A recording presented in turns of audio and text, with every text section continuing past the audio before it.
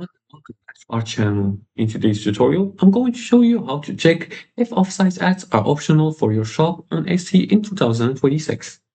Now, do you want to know, are offsite ads optional for your Etsy shop, or are you required to participate? In today's video, I'll show you exactly how to check your eligibility and what it means for your fees and profits.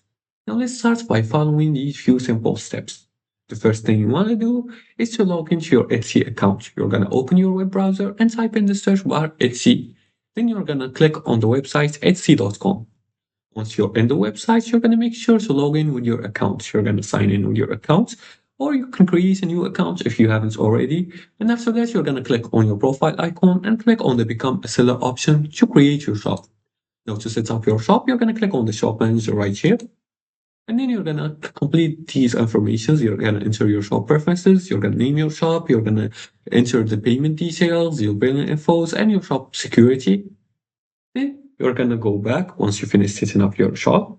You're gonna click on the shop manager again.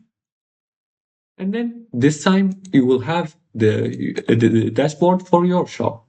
Now, once you click on the shop, you're gonna make sure to click on the settings. And there you're gonna click and check for your status. Now you're gonna select offsite ads, and after that you're gonna check your status, and you'll see one of the two messages. You can see the first message, it says you can opt out, which is optional participation, or participation is required. And if your shop made less than $10,000 in the past 12 months, offsite ads are usually optional. And if you made more than that, participation is mandatory. Now, offsite ads charge fees only when you make a sale from their promotion. So always compare offsite ads revenue versus the fees before opting out, and if they're profitable, keep them on. It might make sense. Now, and that's it. That's how you check if offsite ads are optional for your Etsy shop. So always make decisions based on data, not assumptions.